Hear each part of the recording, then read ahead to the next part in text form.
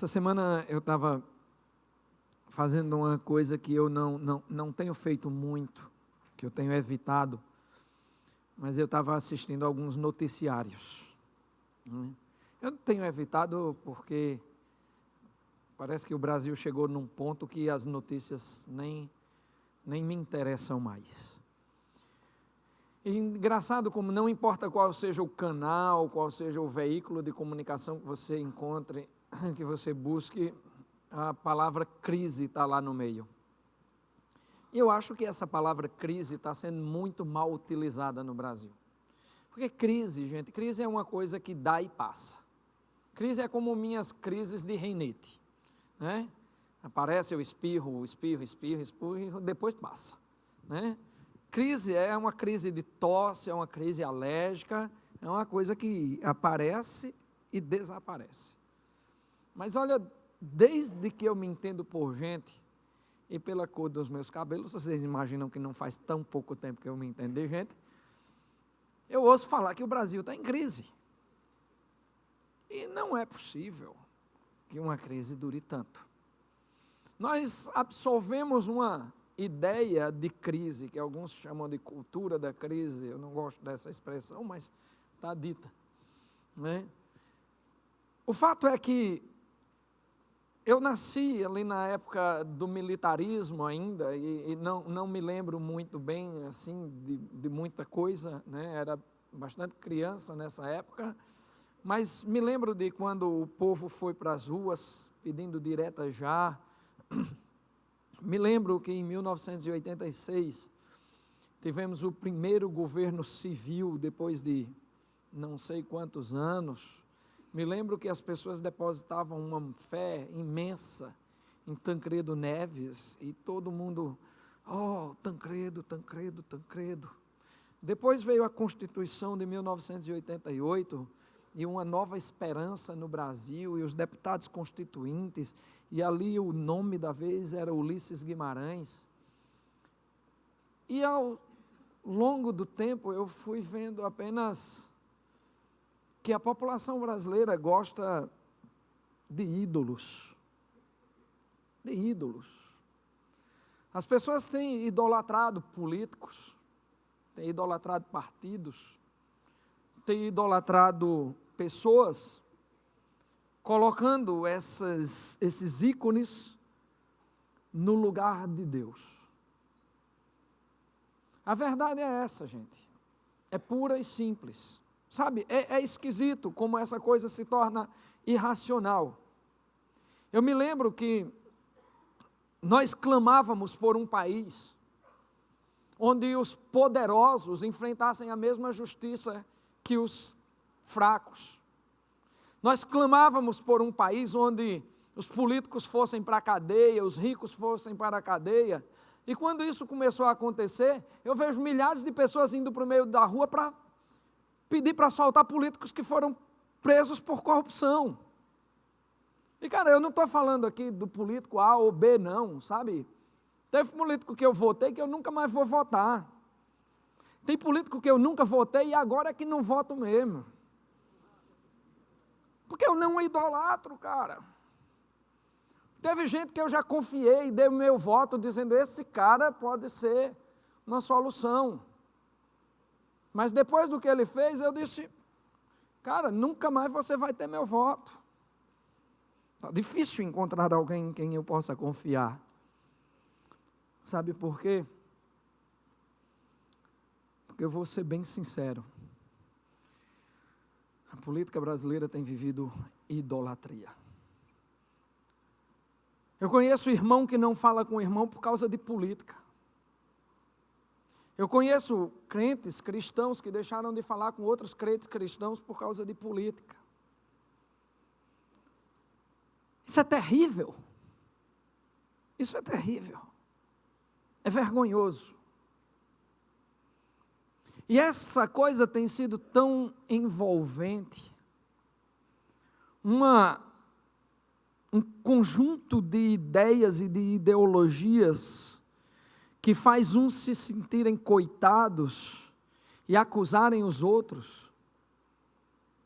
E aí, meus irmãos, eu vou ser muito sincero aqui como filósofo, nem mais como teólogo, mas como filósofo. O Manifesto Comunista trouxe uma das maiores desgraças que o mundo já viu. Eu fiz uma releitura disso com os meus alunos na universidade há uns anos atrás, e a gente vê que a ideia marxista não se sustenta sem o ódio. E está aí. A ideia de que todas as classes têm que ser inimigas. Não é isso que Jesus ensina. E meu irmão, se você é comunista, eu quero que você preste bem atenção ao que eu vou dizer hoje. Mas se você é capitalista, eu também quero que você preste muita atenção. Porque eu não estou aqui para defender um sistema, nem para demonizar o outro. Eu estou aqui para refletir sobre o que significa a palavra de Deus, quando diz lá no Salmo 33, verso 16, que feliz é a nação cujo Deus é o Senhor. Eu vou lhe dizer que nenhum sistema político pode resolver a causa dessa nação. Eu vou lhe dizer que a palavra nos mostra que maldito é o homem que confia nos homens e que faz da carne a sua força. Sabe, não há sustentação. Vou te dizer uma coisa, gente. As pessoas estão brigando entre si por coisas que não fazem sentido. Desde que Karl Marx lançou o Manifesto do Partido Comunista, as tentativas de se implantar aquela ideia mataram 100 milhões de pessoas. Você que defende isso, saiba. Os comunistas mataram 16 vezes mais do que os nazistas. Tá bom? Mas você disse que não ia demonizar ninguém. Não, vou demonizar todo mundo, eu acho. As desigualdades do capitalismo também mataram muitas pessoas. Mas acontece que não faz sentido a gente viver idolatrando pessoas, achando que vai chegar um salvador da pátria, que vai chegar alguém aqui e vai sozinho resolver todas as coisas. Passei minha vida vendo isso. Uma hora era Tancredo Neves, veio um vírus misterioso, sei lá o que, uma bactéria misteriosa, levou o cara. Outra hora era Ulisses Guimarães, morreu num acidente de helicóptero. Outra hora era Collor de Mello. Collor de Mello foi eleito assim, com uma votação estupenda e terminou do jeito que terminou. Está entendendo? E eu não vou nem falar da política recente, que essa é doente. Essa é doente, é demente, é irracional. Não vou nem tocar no nome desses que estão aí, porque é irracional. Chega a me dar um negócio ruim no coração quando eu penso no que está acontecendo. Quando eu vejo cristãos altamente envolvidos com ideologia de gênero, só porque o seu partido apoia a ideologia de gênero. Quando eu vejo pessoas dizendo, não, a gente tem que relativizar aqui, porque relativizar não, meu irmão, a palavra de Deus diz que é pecado. Sabe, da última vez que eu preguei aqui, que disse que o homossexualismo era pecado, eu recebi uma dúzia de e-mails me criticando, e eu estou nem aí para esse tipo de crítica, porque a palavra de Deus diz que felizes são aqueles que forem perseguidos pelo meu nome. E como eu quero essa felicidade na minha vida, eu quero é que me persiga mesmo. Eu quero é que me persiga. Agora, me entristece. Porque quando eu digo isso dentro da universidade, eu digo isso para ímpios. E eles vêm me perseguir. Agora, quando eu digo dentro da igreja, supostamente eu digo para santos. Supostamente eu digo para santos. Mas aí vem os santos mandarem e-mail me criticando. Meu irmão, Glória a Deus, porque sou perseguido em nome do Senhor Jesus. Eu não quero ser perseguido em nome dos que estão presos. Eu não quero ser perseguido em nome dos que estão ocupando tronos humanos. Em nome desses aí, vocês nunca vão me ver perseguido. Nunca. Porque eu não idolatro nenhum deles. Eu fico muito triste em perceber que o discurso do politicamente correto tem tomado força em todos os lugares de uma maneira, me desculpem a palavra, mas é de uma maneira idiotizada. As pessoas não pensam no que é politicamente correto, no que significa. Deixa eu abrir um parênteses aqui. Você novamente filósofo e não teólogo, não pastor, se é que isso é possível. Há uma diferença significativa e muito importante que todo mundo deve saber entre politicamente correto e ética. Vocês já perceberam que depois que a imprensa e o mundo inteiro começou a falar em politicamente correto, ninguém mais fala em ética?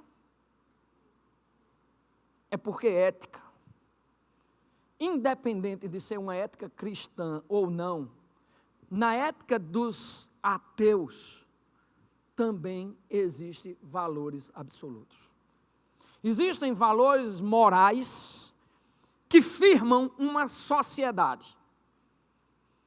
Gente, para Nietzsche, um dos maiores ateus e críticos do cristianismo, existem valores que a sociedade deve preservar e que são absolutos. Para Kant, o homem que propôs a religião nos limites da pura razão, ou seja, uma religião sem Deus, existem valores absolutos que devem ser preservados para uma sociedade.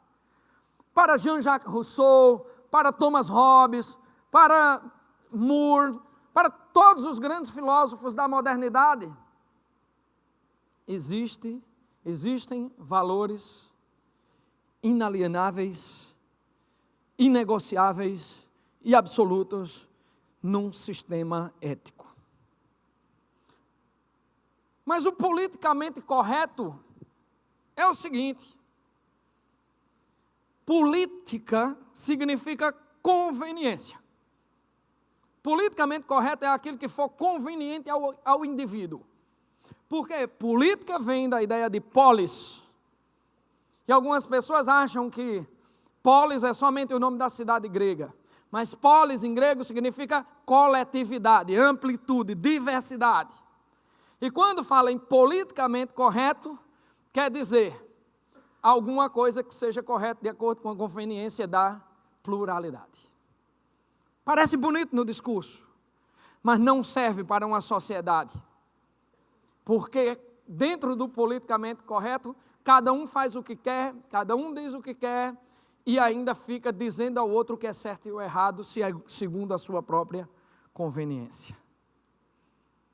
Fechando parênteses aqui, sai a filosofia, entra a teologia, para a gente pensar nisso. Será possível uma sociedade cristã sem valores absolutos? Eu fico muito preocupado, porque muitos cristãos têm se envolvido nesse tipo de pensamento e não se dão conta de certas coisas, até simbólicas, que têm acontecido no nosso tempo.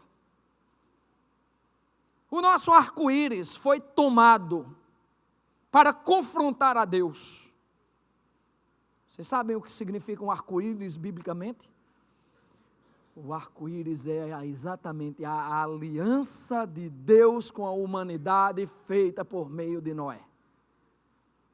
É a aliança do primeiro grande julgamento que houve sobre a humanidade. Deus criou o arco-íris para simbolizar a sua relação com o seu povo, para garantir que a humanidade não seria mais julgada daquela maneira, mas para que cada um de nós pudéssemos lembrar da sua glória, do seu poder e da sua justiça, cada vez que olhássemos para um arco-íris. Tomaram o nosso arco-íris e tornaram-no símbolo do pecado que a palavra de Deus diz que é abominável ao Senhor.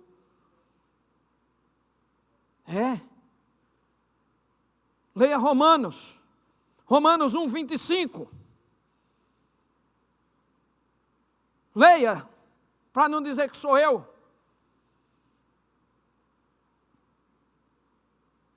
E tem muito cristão aí, brincando de entrar nessas coisas sem pensar. E eu quero começar esse culto com uma pergunta: o que é que tu vai defender, cara? Os valores cristãos? O Deus que tu cantasse nesse instante, dizendo: teu é o reino, teu é o poder. O rei que nesse instante tu proclamaste, disseste que ele estava no trono e cantaste, dizendo: o teu reino é de justiça, o teu reino é de bondade, o teu reino é de paz, misericórdia. Tudo isso está escrito aqui na Bíblia. Mas tudo que nós temos vivido no politicamente correto afronta absurdamente essa ideia. O pior de tudo é que as pessoas acham que vão resolver o problema do mundo com isso. A palavra tolerância virou uma coisa muito engraçada. Todo mundo tem que ser tolerante com o pecado, mas ninguém pode ser tolerante com a fé. Quantas vezes eu fui rejeitado, ridicularizado dentro do meu trabalho, dentro da Universidade Federal da Paraíba, por defender o cristianismo. E olha que eu até sou meio covarde, eu até deveria defender mais, eu até fico calado, que não deveria. Estou confessando isso como pecado que eu sei que estou cometendo, e que em nome de Jesus não cometo mais. Porque confissão serve para isso, para a gente confessar e não fazer mais, senão não tem valor. Mas sabe, as pessoas já chegaram para mim e disseram: Josemar, não é possível. Tu com esse nível de leitura que tu tens, tu és um cientista, professor, e acreditar na Bíblia? Rapaz, Bill Hybels diz que isso dá uma indignação santa. A minha indignação não é nada santa, porque, sinceramente, é outro pecado que eu tenho que confessar. O negócio sobe dentro de mim, mas sobe com uma raiva assim, mas sobe com uma raiva que só Deus me sustenta, porque é minha vontade de dizer: burro é tu, cavalo jumento batizado do inferno, vai perturbar o juízo do outro. Porque estão me chamando de burro? Porque eu acredito na palavra santa de Deus. De passagem, uma palavra que a arqueologia tentou desmentir e nunca conseguiu. Uma palavra que a biologia tentou desmentir e nunca conseguiu. Uma palavra que várias ciências tentaram desmentir e nunca o fizeram. Palavra que alguns filósofos se converteram lendo, procurando nela alguma contradição, e ao ver que não existia contradição, se converteram lendo essa palavra sozinhos nos quartos e na sua individualidade, e conheceram ao Senhor porque viram que não há falha nessa palavra. E as suspeitas que se levantam contra essa palavra são ridículas, porque é ciência que não é ciência, ciência que não aguenta o teste da própria ciência para dizer que vale alguma coisa. As pessoas querem criar um clima para nos envergonhar desta palavra. E eu vou dizer uma coisa a vocês, meus irmãos. Nós cantamos agora que o Senhor é soberano e Ele é soberano. E não há um lugar nesse universo que não esteja debaixo do domínio do nosso santo Deus. E não há, portanto, um lugar neste universo onde proclamar o nome do Senhor Jesus possa ser considerado vergonhoso. Porque vergonha é negar esse nome em qualquer lugar, mas proclamá-lo não. Proclamá-lo, ele deve ser proclamado em todo canto. E desde já eu lhe conclamo aqui a santificar e a glorificar o nome do Senhor onde você estiver, no lugar onde você estiver, onde você for, onde você pisar, que se torne terra santa, não sagrada no sentido religioso, mas santa pela presença do Espírito de Deus que habita em você. Nosso país precisa ser santificado. Nós precisamos entender qual é o projeto de Deus para esse país, para este mundo. Sabe, diante de tudo isso que eu falei aqui, eu lembrando de quando meu pai era vivo, e ele dizia assim, assistia ao Jornal Nacional, e ele dizia, rapaz, se a gente espremer o Jornal Nacional, só sai sangue. Cara, era mesmo, era absurdo. Hoje não é muito diferente. Já faz 16 anos que meu pai se foi. Hoje, talvez a diferença é que, se você espremer o Jornal Nacional, cai sangue e moeda do bolso dos corruptos, né? Cai uns dólares, cai umas cuecas cheias de dinheiro, cai coisa desse tipo, cai uma mala cheia de dinheiro. Não está diferente. Nós vivemos um tempo complicado. Um tempo que nos entristece. Ontem, conversando com meu irmão, ele dizia, o Brasil não tem mais jeito. E que coisa triste foi ouvir do meu irmão, que ele não tem mais esperança no nosso país. Mas não tem, do jeito que está sendo conduzido, não tem. Mas o erro é a gente acreditar que a culpa disso é de um ou de outro político. O erro é acreditar que o problema está no fato de um partido político ou de outro partido político. Sabe, na greve dos caminhoneiros eu achei muito interessante. Eu passei por um daqueles bloqueios e vi aquele povo pedindo o retorno dos militares. E eu achei engraçado, sabe? Porque eu tenho quase certeza quase que absoluta, que a maioria daquele povo votou num partido que é contra os militares. O povo não entende o sentido das coisas que estão rodando, e nós temos um grave problema espiritual rodando o Brasil.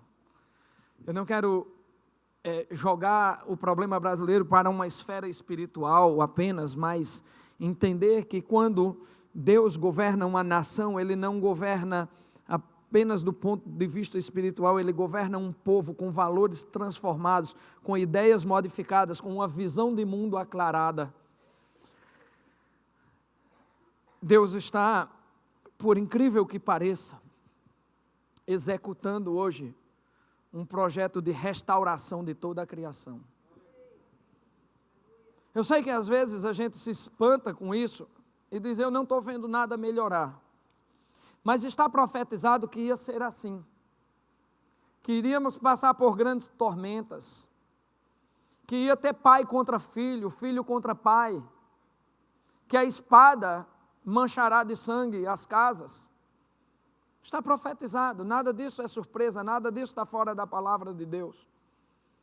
Mas está profetizado que no fim da história haverá uma restauração completa e um povo que viverá feliz na eternidade. Isaías profetizou da seguinte forma, não precisa abrir agora, não é o texto base ainda. Eu anotei aqui. Isaías diz assim, proclamando pela voz do Senhor, pois vejam, criarei novos céus e nova terra, e as coisas passadas não serão lembradas, jamais virão à mente. E as pessoas que fizerem parte dessa promessa, desse reino de Deus, construirão casas e nelas habitarão, plantarão vinhas e comerão do seu fruto. Já não construirão casas para outros ocuparem, nem plantarão para outros comerem.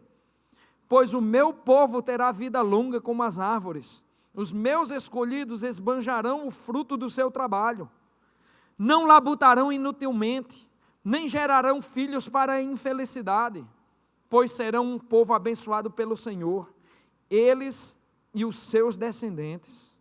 Antes de clamarem, eu responderei. Ainda não estarão falando, e eu os ouvirei. O lobo e o cordeiro comerão juntos, e o leão comerá feno, como o boi, mas o pó será a comida da serpente. Não farão nem mal, nem destruirão em todo o meu santo monte. Isaías mostra uma das muitas vezes em que Deus profetiza a reconstrução, a restauração desse mundo. E o que é restaurar? Se não devolver a algo as características iniciais. Quando você diz que um casarão vai ser restaurado, você sabe que aquele casarão vai ser reposto da forma como ele era.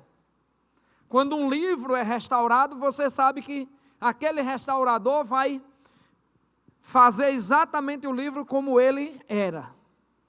Quando a palavra diz que, lá em Colossenses, que em Jesus Cristo todas as coisas estão sendo restauradas, nós entendemos que Jesus Cristo está trazendo de volta o mundo que ele criou. Sabe, gente, capítulo 1 de Gênesis, lá no verso 31, diz que quando Deus olhou para toda a sua criação, olhou para ela e viu que tudo que ele havia feito era bom. E obviamente, se ele se agradou de tudo que ele fez, ele não vai descartar isso e jogar fora por causa do nosso pecado. Textos como esse e tantos outros que estão na Bíblia mostram que Deus está restaurando o homem moralmente e está restaurando a criação fisicamente. Ele está falando de homens que não lutarão mais entre si, que não destruirão mais, de homens que não gerarão filhos para a infelicidade, de pessoas que não estarão mais se odiando, não estarão mais com rancor.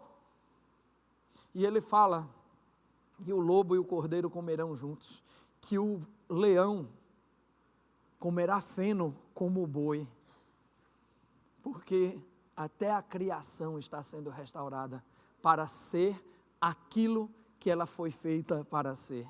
Leões não foram feitos para devorar outros animais, lobos não foram feitos para matar cordeiros, eles foram feitos para viver em harmonia. Mas sabe qual é a prova definitiva dessa história da restauração? De que Deus está restaurando o mundo para ele? É que o primeiro lugar onde Deus coloca o homem é no jardim do Éden. Está lá no capítulo 2 de Gênesis. E quando você passa pela Bíblia todinha, o destino final do homem é o Éden. É um mundo completamente restaurado para ser exatamente aquilo que deveria ser. Um mundo onde não haverá choro nem ranger de dentes, onde nós não choraremos, não lutaremos uns com os outros, onde não haverá guerra, não haverá morte, não haverá destruição, onde os animais conviverão em harmonia com as pessoas, onde as pessoas conviverão em harmonia umas com as outras, onde Deus passeará livremente e será cultuado e glorificado e conversaremos e livremente estaremos na presença do Senhor. Tudo isso está sendo preparado. E o nome disso é Reino de Deus. É o reino de Deus que é um ainda não, mas é um agora também. É um já e um ainda não. Porque o reino de Deus já existe, já está em operação. É pelo reino de Deus que estamos reunidos aqui. É pelo reino de Deus que as igrejas do mundo inteiro estão participando dos milagres de transformação, como a de Rogerinho e como a de tantos outros. É pelo reino de Deus que as pessoas estão saindo à noite, indo distribuir comidas, cobertores aos moradores de rua. É pelo reino de Deus que eu vejo policiais entrarem nos presídios para evangelizar aqueles homens que foram presos porque são fora da lei. É pelo reino de Deus que eu vejo advogados trabalhando gratuitamente, médicos trabalhando gratuitamente, pessoas se doando. É pelo reino de Deus que eu vejo as pessoas compartilhando gratuitamente os seus conhecimentos, a sua profissão, o seu amor. É pelo reino de Deus que já está acontecendo, mas ainda não está completo como há de ser. É aí que eu ponho a minha esperança. É aí que nós devemos pôr a nossa esperança. Num reino de Deus que ama o seu Senhor, que denuncia o pecado e que vive em consonância com a sua palavra. É nessa cosmovisão que um cristão tem que colocar a sua esperança. É nessa cosmovisão que um cristão tem que olhar para a nossa nação com esperança. Agora sim, eu quero lhe convidar a abrir a sua Bíblia. Em Isaías capítulo 61, diz assim: o Espírito do soberano Senhor está sobre mim, porque o Senhor ungiu-me para levar boas notícias aos pobres, enviou-me para cuidar dos que estão com o coração quebrantado, anunciar liberdade aos cativos e libertação das trevas aos prisioneiros, para proclamar o ano da bondade do Senhor e o dia da vingança do nosso Deus, para consolar todos os que andam tristes e dar a todos os que choram em Sião uma bela coroa em vez de cinzas, o óleo da alegria em vez de pranto, e um manto de louvor em vez de espírito deprimido. Eles serão chamados carvalhos de justiça, plantio do Senhor, para manifestação da sua glória. Vamos orar mais uma vez? Senhor, eis aqui a tua palavra soberana e majestosa. E te pedimos, ó Pai, que essa palavra se derrame sobre os nossos corações, sobre o nosso entendimento, para que saiamos daqui, Senhor, mais próximos da Tua imagem e da Tua semelhança, dos Teus projetos e da Tua santidade. Toca-nos, Senhor, transforma-nos onde precisarmos ser transformados. É assim que te oramos, no nome santo de Jesus Cristo, nosso Senhor e Salvador. Amém. Há uma discussão aqui sobre essa primeira frase, que diz assim: o Espírito do soberano Senhor está sobre mim. Perguntam quem é o narrador de fato. Sobre quem o Espírito estaria se derramando? Alguns dizem que é sobre o próprio profeta Isaías, quando ele diz: o Espírito do Senhor, do soberano Senhor, está sobre mim. Alguns dizem não. Esse é um prenúncio de Jesus Cristo, porque Jesus Cristo, lá em Lucas 4, de 16 em diante, lê esse texto e depois de terminar de ler esse texto diz: hoje se cumpriu essa profecia. Na realidade, Jesus Cristo não disse: essa profecia se cumpriu sobre mim.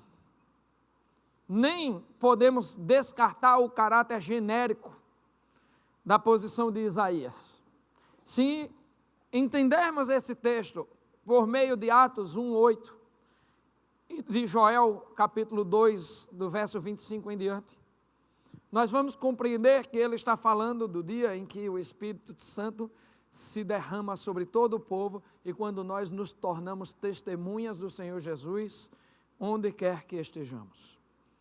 E aqui Isaías está falando justamente desse testemunho, de sermos testemunhas do Senhor Deus, mas com propósitos bastante específicos.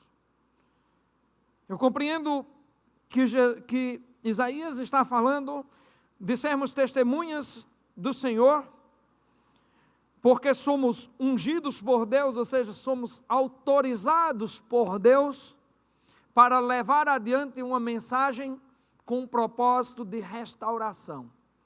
E aqui a primeira restauração é a restauração do nosso chamado, da nossa vocação santa, da nossa vocação sacerdotal.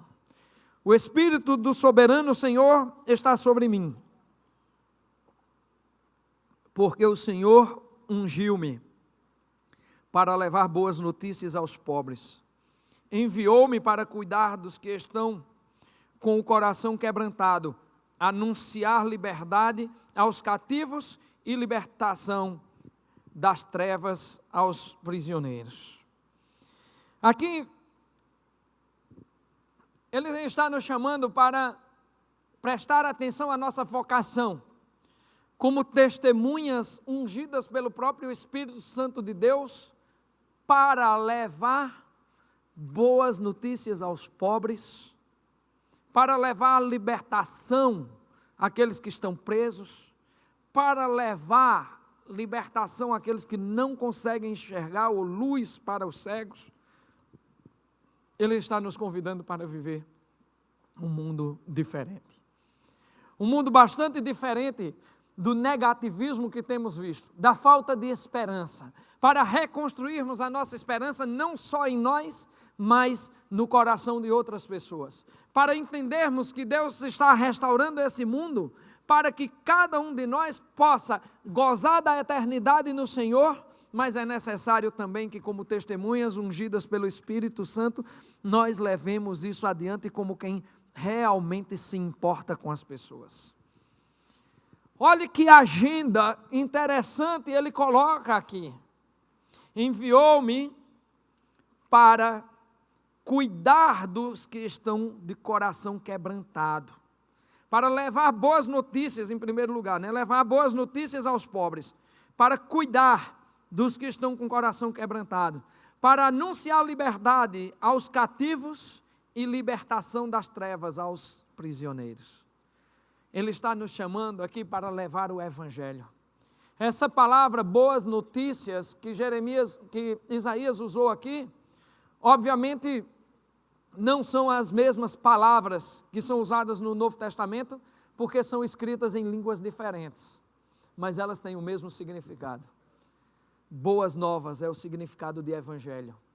Boas novas é o significado de levar a palavra. Portanto, Isaías está nos conclamando aqui para levarmos aos pobres o Evangelho. O Evangelho que alegra, o Evangelho que transforma, o Evangelho que levanta a alma das pessoas e que dá uma nova esperança.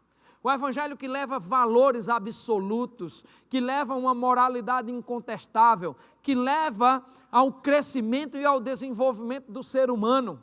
Sabe, um Evangelho que não faz as pessoas ficarem esperando pelo favor de ninguém, mas que se entendem como participantes reais do reino de Deus, e que receberam de Deus a capacidade extraordinária de trabalhar, de estudar, de lutar por si mesmas, de crescer, de se desenvolver. A igreja é chamada para levar essa mensagem santa às pessoas que precisam. A igreja é chamada para levar também condições para essas pessoas. Nós somos chamados para ajudar, porque nós somos chamados para cuidar de todos aqueles que têm o espírito, a alma entristecida, o coração quebrantado. Aqui ele se refere ao caráter da igreja de animar o coração das pessoas que estão tristes, das pessoas que estão sofrendo.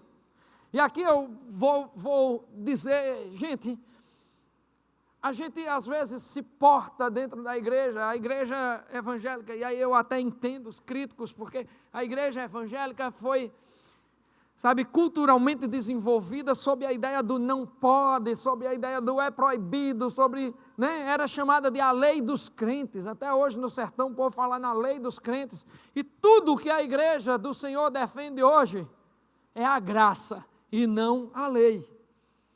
E nós ainda cultivamos essa idolatria à lei e idolatria às pessoas, e nós tornamos esse mundo sem graça quando não entendemos a graça do Senhor se manifestando na vida das pessoas, e quando não entendemos que nós somos instrumentos dessa graça e temos que levar assim conforto aos que sofrem, temos que levar libertação aos cativos, temos que participar do desenvolvimento das pessoas, mesmo que elas não concordem conosco ou que nós não concordemos com elas. A igreja do Senhor não foi chamada, em momento algum, para perseguir pecadores, mas foi chamada para denunciar o pecado. São coisas bastante diferentes. Nós somos chamados para amar, para levar a mensagem santa do Evangelho para as pessoas mais necessitadas. Nós somos chamados para participar das alegrias das pessoas e para chorar com os que choram. Nós fomos chamados para nos envolver. É assim que Deus projeta na vocação do seu povo a libertação dos cativos, dos pobres, dos oprimidos, das pessoas que sofrem. É assim que a igreja do Senhor faz parte desse projeto de restauração. Não por meio de políticas baratas, não por meio de ideologias tortas, mas do pleno envolvimento com as pessoas que precisam de nós como seres humanos, que precisam de nós como igreja, mas que todos juntos precisam do Evangelho, das boas notícias que só nós conhecemos, porque somos o povo santo e escolhido de Deus.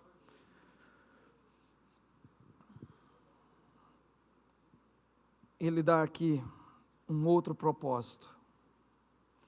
Ele diz assim: para proclamar o ano da bondade do Senhor, o dia da vingança de nosso Deus, para consolar todos os que andam tristes e dar a todos os que choram em Sião uma bela coroa em vez de cinzas, o óleo de alegria em vez de pranto e um manto de louvor em vez de espírito deprimido. O Senhor Deus nos chama para restaurar a nossa esperança. Restaurar a esperança que está em nós, restaurar a esperança que deveria estar em nós e que deveria estar nas pessoas de espírito triste. Em primeiro lugar, uma restauração da fé. Uma restauração da fé pelo entendimento da sua santa vontade. A palavra diz em Salmo 20, verso 7, alguns confiam em carros e outros em cavalos, mas nós confiamos no nome do Senhor, nosso Deus. Em Jeremias 17:5 ele diz, assim diz o Senhor, maldito é o homem que confia nos homens, que faz da humanidade mortal a sua força, mas cujo coração se afasta do Senhor. No Salmo 118:8, ele diz que é melhor buscar refúgio no Senhor do que confiar nos homens. Isaías 24:5 diz que a terra está contaminada pelos seus habitantes, porque desobedeceram as leis, violaram os decretos e quebraram a aliança eterna. Quando o Senhor quer restaurar a nossa esperança, Ele quer restaurar em primeiro lugar a nossa fé. Precisamos parar de olhar para os homens, precisamos parar de olhar para os grupos políticos como se eles fossem a esperança da restauração de tudo que Deus fez. Precisamos entender que há um projeto muito maior, muito mais significativo. Precisamos entender que se Deus está de fato restaurando esse mundo, e Ele está, se nós acreditamos realmente nisso, e acreditamos, nós devemos agir da maneira que Deus espera, colocando a nossa confiança nele e não nos homens. Ele diz o propósito de tudo isso. Ele diz que isso tudo é para proclamar o ano da bondade do Senhor. Esse ano da bondade do Senhor, também chamado de ano aceitável do Senhor, é uma referência a Levíticos 25, que diz que a cada quinquênio o povo de Israel libertava os seus devedores. Libertava pessoas que eram escravizadas porque tinham dívidas. A cada quinquênio, Israel era chamado para o ano do jubileu. Festejavam o ano inteiro a presença de Deus e traziam perdão nos seus corações. Perdoavam as dívidas, perdoavam as ofensas e ofereciam transformação de vida para as pessoas. E Deus está nos convidando a participar disso, como uma restauração da nossa esperança. Que nós possamos viver o jubileu do Senhor todos os dias de nossas vidas. É o que o profeta Isaías nos conclama a fazer. É o ano da liberdade. É o ano da liberdade, da restauração espiritual. E ano aqui não entenda como um período de 365 dias, mas de uma vida. E aí ele fala que essas pessoas receberão também uma restauração espiritual, uma restauração de suas almas. E receberão uma coroa de alegria no lugar de cinzas, e óleo de alegria no lugar do pranto, e um manto de louvor no lugar de um espírito deprimido. Aqui o Senhor está falando de toda a restauração das almas secas, das almas que choram, das almas que sofrem por alguma razão, e está nos mostrando que Ele transformará o nosso pranto em alegria, que Ele, ao nos restaurar, nos fará passar por cima de todas as dificuldades, que Ele sim restaurará a nossa nação de acordo com aquilo que precisa ser feito. Esse é o sentido. E finalmente, no último versículo, eu queria chamar a banda, já pode vir subindo. Ele nos chama para sermos instrumentos de restauração da glória de Deus sobre a terra. Ele diz assim: eles quem? Nós, a igreja do Senhor, serão chamados carvalhos de justiça, plantio do Senhor, para a manifestação da sua glória. Nós seremos chamados de carvalho, porque carvalho é uma árvore forte e suntuosa. Uma árvore que se destaca no meio da flora, uma árvore que se destaca no meio de onde ela estiver, pela sua força, pela sua exuberância. E assim o povo de Deus será reconhecido. Ao ser restaurado, o povo de Deus será reconhecido como forte, exuberante, como alguém que se destaca no meio da multidão. Mas não seremos apenas carvalhos. Seremos chamados carvalhos de justiça, porque o nosso povo será reconhecidamente justo. E porque as pessoas verão no povo de Deus o toque da justiça de Deus. E nossos tribunais serão desnecessários. E os nossos advogados perderão seus empregos. Ah, não. Porque não haverá injustiça, não haverá luta, não haverá destruição. Mas não somos apenas carvalhos de justiça. Somos carvalhos de justiça plantados pelo Senhor. E nossas raízes estarão firmes na palavra, nos valores, em tudo aquilo que o Pai ensina. E nós cresceremos vigorosos, como quem é regado pelas substâncias primordiais que vêm dos céus. E daremos frutos, como só uma árvore regada pelo Senhor pode dar. E o mundo olhará para o povo de Deus. E no dia do grande julgamento, verá esse povo todo ser colocado à direita de Deus. E ouvindo do Senhor, servos bons e justos. Quando eu tive fome, vocês me deram de comer. Quando eu tive nu, vocês me deram de vestir. Quando eu estive preso, vocês me visitaram. Quando eu tive sede, vocês me deram água. E nós, os carvalhos de justiça, perguntaremos inocentemente ao Senhor: quando foi, Senhor, que te vimos com fome e te demos de comida, que te vimos nu e te demos roupas? Quando foi, Senhor, que estiveste preso ou com sede e te visitamos ou te demos de beber? E o Senhor irá olhar para nós e dizer: todas as vezes que fizeste isso a um dos meus pequeninos, foi a mim que vocês fizeram. Porque a restauração do reino de Deus é a restauração da imagem e da semelhança de Deus em nossas vidas. A restauração de Deus em nós é a restauração dos aspectos mais sublimes do caráter de Deus que foram derramados sobre nós. E o meu povo será justo e misericordioso, e haverá graça, e não lutarão uns contra os outros.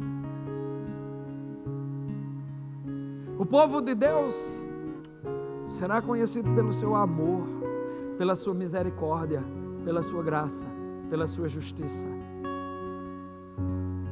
O povo de Deus será espelho do Altíssimo. E tudo isso está escrito lá em 1 Pedro 2,9. Vocês são nação santa, sacerdócio real, povo de propriedade exclusiva de Deus, chamado das trevas para a maravilhosa luz. E no versículo 10 ele diz: vocês nem sequer eram um povo, vocês não haviam alcançado misericórdia, mas agora vocês são povo de Deus e alcançaram a misericórdia de Deus.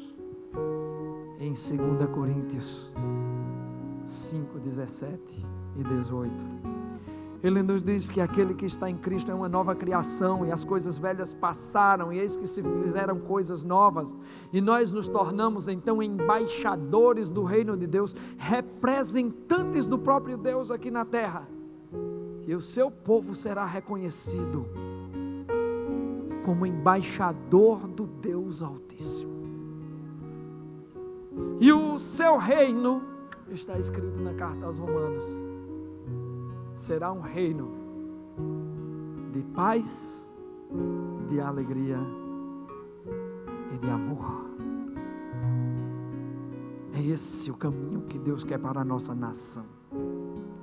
De um povo que se converte, de um povo que reconhece a importância do seu Deus. Por isso está escrito: como é feliz a nação que tem o Senhor como Deus, o povo que Ele escolheu para lhe pertencer. Não há nação que se restaure completamente sem a mão do poderoso Deus. Não há nação que seja feliz sem a mão do próprio Deus. Podem até existir nações prósperas, mas felizes de fato jamais serão sem a presença do nosso Deus. Mas há uma coisa que o texto encerra dizendo: que tudo isso é para a manifestação da sua glória. Os filósofos da modernidade, os sociólogos têm falado numa corrupção edêmica. De uma corrupção que se espalha pelo povo. De uma corrupção que está na cultura do Brasil. Eu não concordo. Nossa cultura não é corrupta, nós não amamos a corrupção. Nós somos apenas pecadores, como outros quaisquer do mundo. Mas para o nosso pecado, Deus já enviou a cura. A cura foi feita, realizada na cruz do Calvário. E agora, é necessário que o seu povo mude o caminho, assuma a sua vocação, recupere a sua esperança e manifeste a glória de Deus em todos os lugares por onde andar. É tempo de mudar, gente. É tempo de retomar e dar a Deus o que é de Deus. É tempo de se levantar como cristão, retomar as universidades para Cristo, retomar o meio intelectual para Cristo, retomar os nossos trabalhos para Cristo, retomar a nossa vizinhança para Cristo, retomar as nossas famílias para Cristo, retomar os nossos filhos para Cristo. É hora de proclamar bênção sobre esse país. É hora de parar de acreditar em tanta maldição. É hora de parar de acreditar nesses bestas que ficam dizendo que o nosso povo é corrupto, que o nosso povo sofre de uma endemia de corrupção, que o nosso povo é isso ou que é aquilo. O nosso povo é pecador, sim, mas o nosso povo é submisso ao Senhor Jesus Cristo, e nós vamos proclamar isso para a glória do nosso Deus. Há salvação para o Brasil, sim. Há salvação para a nossa nação, e o nome dessa salvação é Jesus Cristo, Senhor de todas as coisas. Há salvação sim para essa nação, e a salvação é o fim da idolatria dos políticos. Há salvação sim para o nosso povo, para as nossas famílias, e a salvação é o nome de Cristo proclamado pelos nossos lábios e vivido pelas nossas vidas. A salvação sim para esta nação é quando o seu povo abandonar o silêncio e levar adiante a mais linda história de amor e de vitória, que é a história da cruz. Portanto, povo de Deus, ao levantar daqui, levante-se para glorificar o nome do Senhor. Levante-se para proclamar o nome do Senhor e para dizer que não há 1 centímetro quadrado desse mundo que não pertença ao nosso Deus. Para dizer ao mundo ao nosso redor que não há nenhuma parte no tempo nem no espaço que não esteja debaixo do soberano Senhor, e que o Espírito desse soberano Senhor está sobre nós, porque fomos ungidos para proclamar a bênção, a alegria e tudo que vem do Senhor para a restauração completa do seu reino. Você é parte dessa história, meu irmão. Você é parte dessa história, minha irmã. Comece dentro da sua casa, comece na sua vizinhança, vá para o presídio, vá para o seu trabalho, vá para a universidade, e lá seja instrumento da restauração da glória de Deus onde você estiver, porque é isso que o Senhor quer de você. O Senhor te quer como parte do seu projeto de restauração. Feliz é a nação cujo Deus é o Senhor.